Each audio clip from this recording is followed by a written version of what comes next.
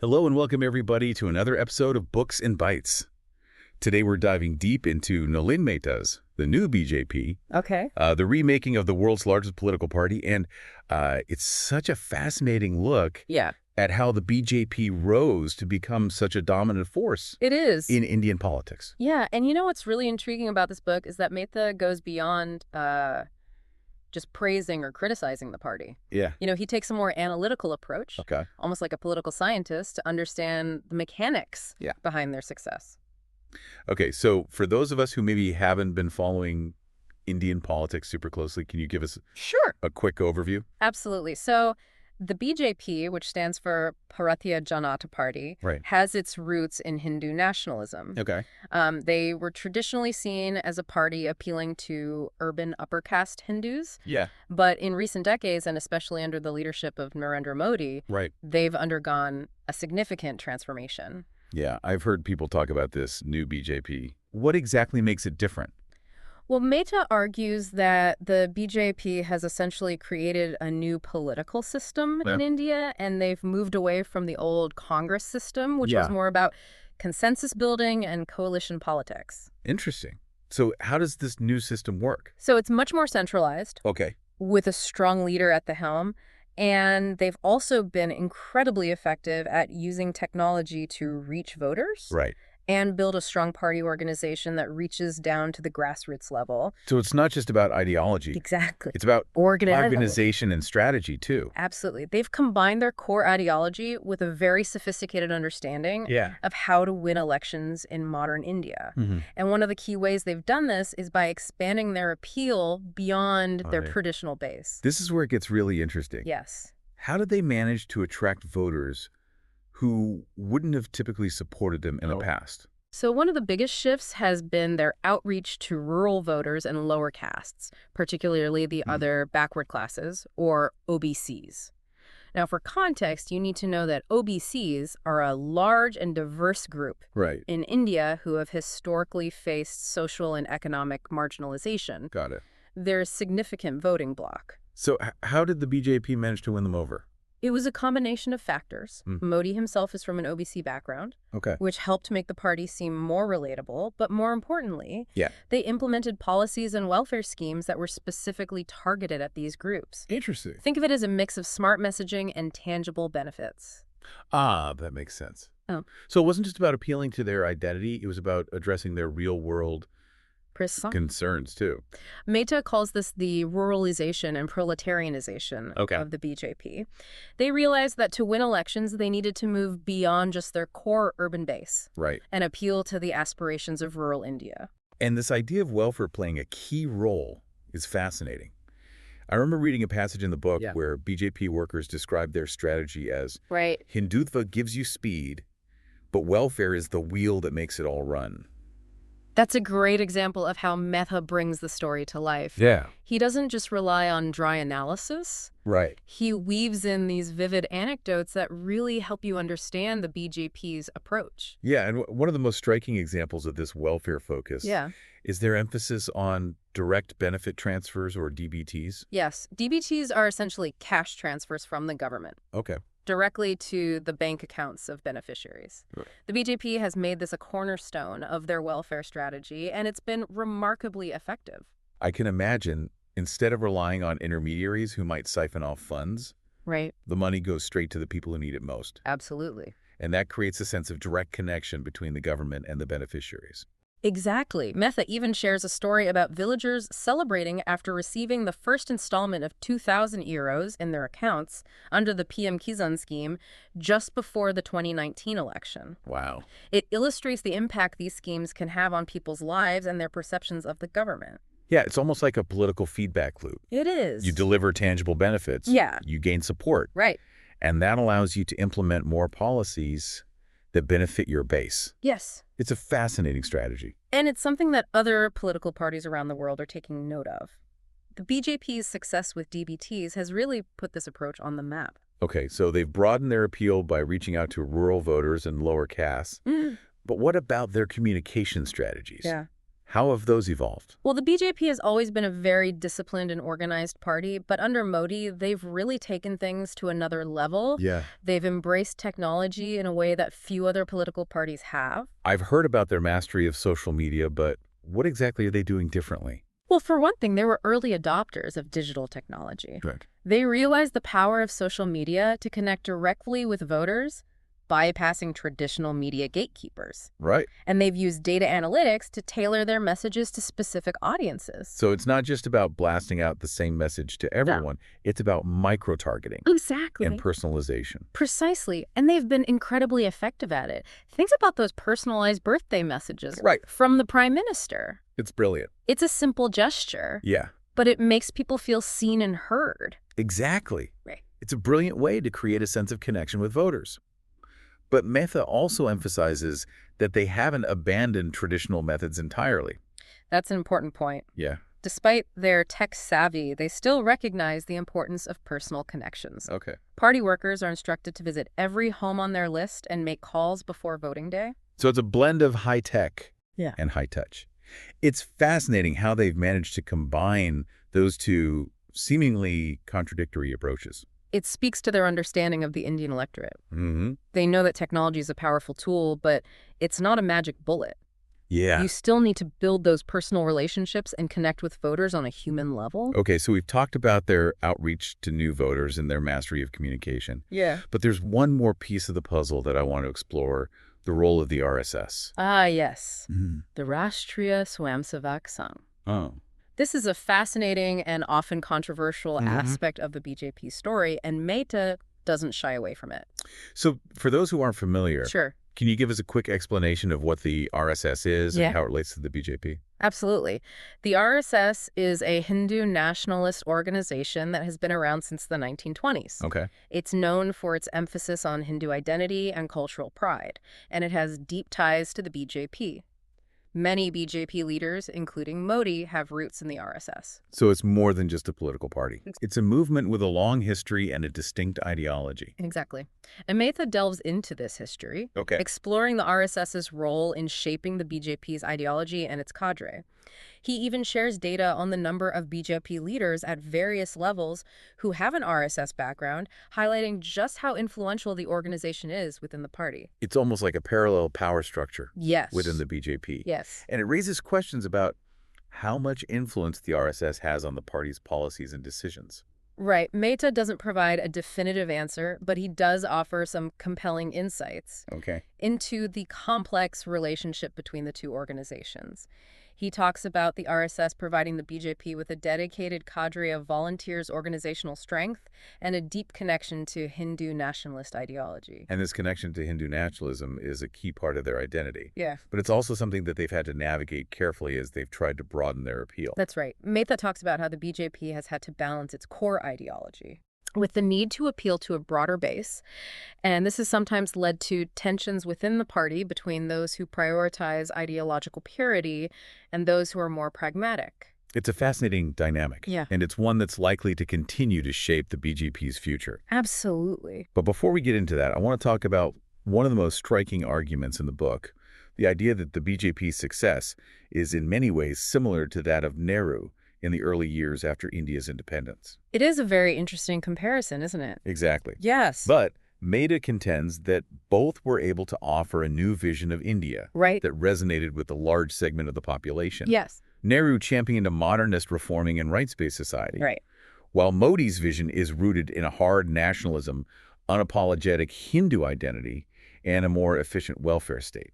That's a very astute observation, and it challenges us to look beyond surface-level differences and consider the underlying dynamics of political power. Yeah. Both Nehru and Modi were able to tap into the aspirations of their respective eras, offering a compelling narrative that resonated with voters. And this brings us back to the BJP's communication strategy, which we touched on earlier. Yeah. Mehta highlights how they've shifted their messaging from core ideological issues like the Ram Temple and terrorism to broader themes of development and anti-Congress sentiment. That's right. This is particularly evident in their use of digital media. While they still address their core constituency on those ideological issues, Their online messaging is often more focused on development and broader themes Right. that appeal to a wider audience. So they're playing to different audiences on different platforms. Precisely. It's a very sophisticated approach. It is, and it connects to Mehta's analysis of the BJP's growing appeal among rural voters. Yeah.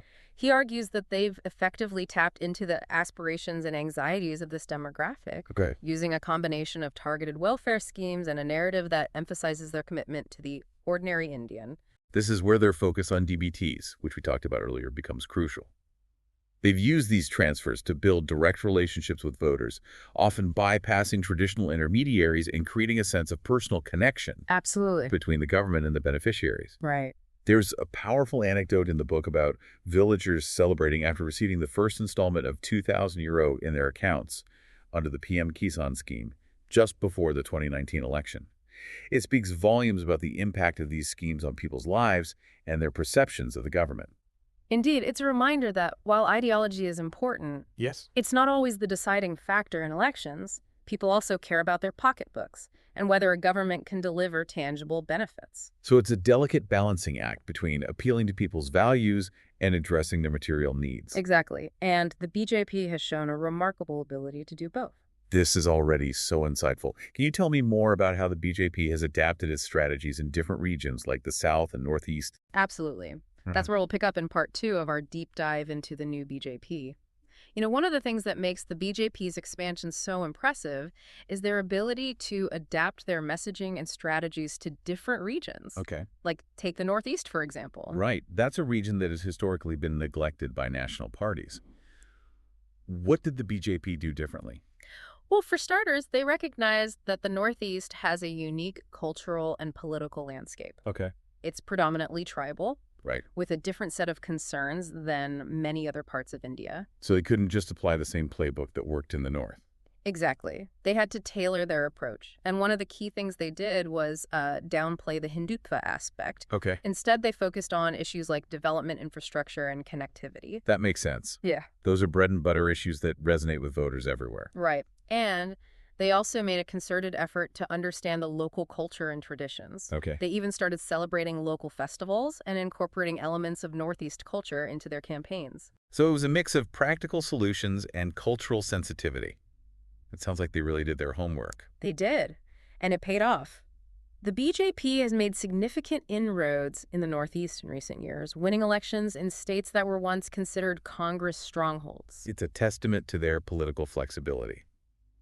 They realized that to succeed in a new region, they had to be willing to adapt. And that's a theme that runs throughout Mehta's book. The BJP is constantly evolving, Yeah. refining its strategies and finding new ways to connect with voters. Now, what about the South? That's always been a tough nut to crack for the BJP, right? It has. The South has a very different political culture with strong regional parties and a long history of resistance to the BJP's brand of Hindu nationalism. So how have they fared there? Well, it's been a more gradual process, but they have made some notable gains, particularly in Karnataka, Okay. where they've been in power several times. What's been the key to their success in Karnataka? Again, it's about adaptation. They've formed alliances with regional parties, and they've focused on local issues that resonate with voters in Karnataka. Mm-hmm. They've also tried to project a more inclusive image, downplaying the more controversial aspects of Hindutva. So it's a more nuanced approach. It is. They're not trying to impose a one-size-fits-all ideology. They're recognizing the diversity of India and tailoring their message accordingly. Exactly. And that's one of the key takeaways from Mehta's book. The BJP's success is not just about Hindutva.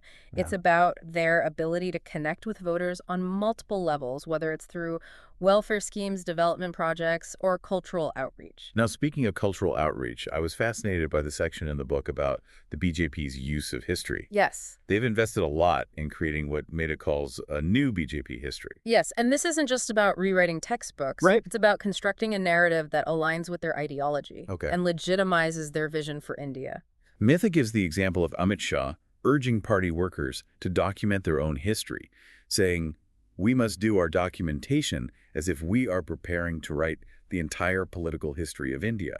It's a powerful statement that reveals their ambition to control the narrative and shape how future generations understand India's past. And this connects to their efforts to build institutions Right. that promote this new history. Exactly. Mehta talks about the BJP's establishment of libraries and research centers that focus on reinterpreting history from a Hindu nationalist perspective. It's a long-term strategy to influence intellectual discourse and shape public understanding. And it's something we should be paying close attention to because the way we understand history shapes our present and our future. Absolutely. History is not just about the past. It's about how we make sense of the world today. Now, shifting gears a bit, the book also delves into the BJP's complex relationship with the economy. Yes. What's interesting is that the BJP hasn't always been a pro-market party. Right. They had a history of supporting Swadeshi or self-reliance, which sometimes clashed with free market principles. Yes, Mehta explores how the BJP reconciled these seemingly contradictory views. Okay. He argues that they've adopted a more pragmatic approach under Modi, embracing market reforms while still using the state to intervene in certain sectors. Like they're focused on direct benefit transfers, which we talked about earlier. Exactly. It's a blend of market-driven policies with targeted state intervention. Okay. They recognize that a growing economy is essential for their political success, but they also want to make sure that the benefits of that growth reach their base. So it's a balancing act between economic liberalization and social welfare. Mm. And they've been pretty adept at walking that tightrope. They have. And it's one of the reasons they've been able to appeal to such a broad range of voters. They've managed to convince people that they can deliver both economic growth and social justice. Now, Mehta also examines the BJP's changing stance on foreign capital. Remember how they were once wary of foreign investment, seeing it as a threat to Indian businesses? Yes. They were very much in the Swadeshi camp, but they've become much more welcoming of foreign investment in recent years. What prompted that shift? Mehta suggests that it's driven by pragmatism. They recognize that foreign capital is essential for fueling India's economic growth. Okay. And they're willing to put aside their ideological reservations if it means boosting the economy. It's another example of their adaptability. They're not afraid to change course if it makes sense for their political objectives. And that's something that sets them apart from many other political parties. Yeah. They're not bound by dogma. They're willing to experiment, to adapt, and to evolve. Okay. That makes them a very formidable force. Now, one of the most insightful parts of the book is Mehta's analysis of the BJP's internal dynamics. It's easy to assume they're a monolithic entity, but Mehta reveals the tensions and factions within the party. That's right. He talks about the struggle between those who prioritize ideological purity and those who are more pragmatic and focused on winning elections. Yeah, the true believers versus the pragmatists. In a sense, yes. And this tension plays out in their policy decisions, their campaign strategies, and even their choice of candidates. Mehta also explores the challenges of managing a party that has grown so rapidly and encompasses such a diverse range of viewpoints. It's a huge challenge. They have to balance the interests of different caste groups, regional factions, and ideological wings. And as they continue to expand their base, those challenges are only going to grow. It's like trying to herd cats. How do they keep everyone on the same page? Well, Mehta argues that one of the keys to their success has been their strong leadership. Modi has proven to be a master at holding the party together, balancing competing interests, and presenting a united front to the public. So it's a combination of ideology, pragmatism, and strong leadership. It is. And it's a formula that's worked remarkably well for them. It has, but it's also a formula that could be vulnerable if those elements start to break down. Right. If the economy falters, if social tensions rise, or if the leadership weakens, those internal divisions could start to surface. And that could create opportunities for the opposition to challenge the BJP's dominance. Exactly. Mehta doesn't shy away from highlighting the BJP's potential vulnerabilities. Right. And that's what makes his book so valuable. Yeah. It's not a hagiography or a hit piece. It's a nuanced and insightful analysis of one of the most important political forces in the world today. Now, before we wrap up this part of our deep dive, I want to circle back to something we touched on earlier, the BJP's evolving relationship with women voters. Yes.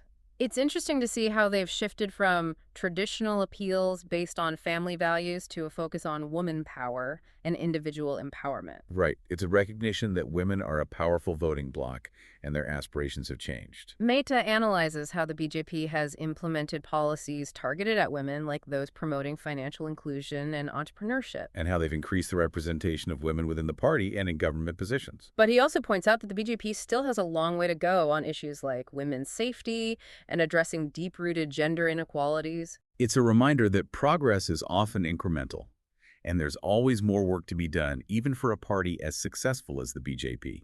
Absolutely. And that's something to keep in mind as we move into the final part of our deep dive, where we'll explore some of the broader implications of the BJP's rise and the challenges they face going forward.